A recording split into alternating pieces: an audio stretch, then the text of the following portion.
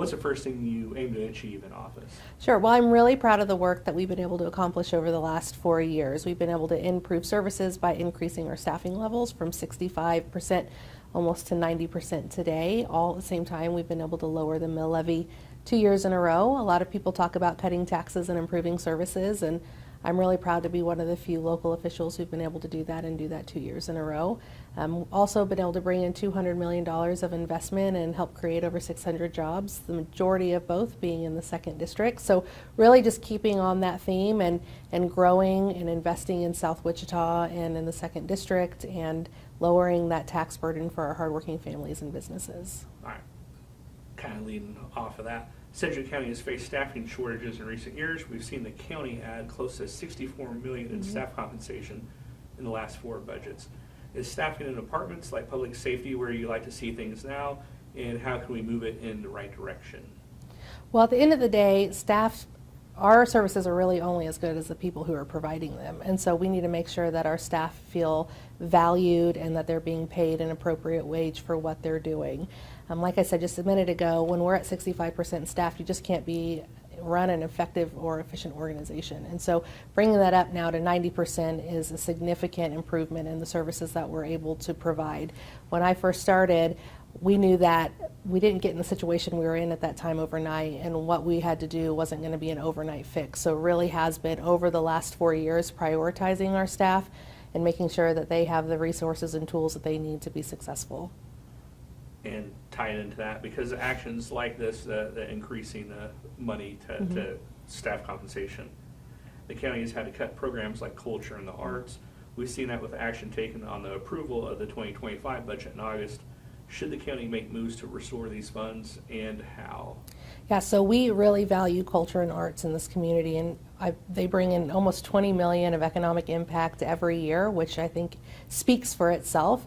Culture and arts also is really important at attracting and retaining talent to this community, and so we have to make sure that we are continuing to invest. Sedgwick County invests about $19 million every year in culture and arts. Unfortunately, we had to make some decisions with our sheriff's department that outside of the budget cycle that gave us a little bit of a deficit over the next 2 years, and we wanted to fix that in that first year, and so that's where we ended up having to make some cuts. Next year, going to the 26 budget, I don't see any reason why we would have to do that again, and we can get back to where we were before. Is the county budget healthy, and what moves will you make to assure it's where you want to see it?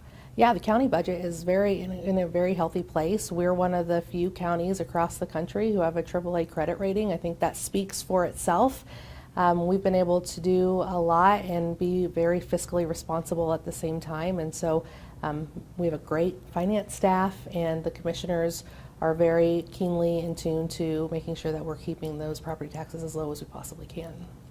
And switching gears, are there ways to help get more affordable housing in the county? Well, one thing that we're already doing is providing things like fire and maintenance to the big ditch, which allows those home insurance rates to stay lower.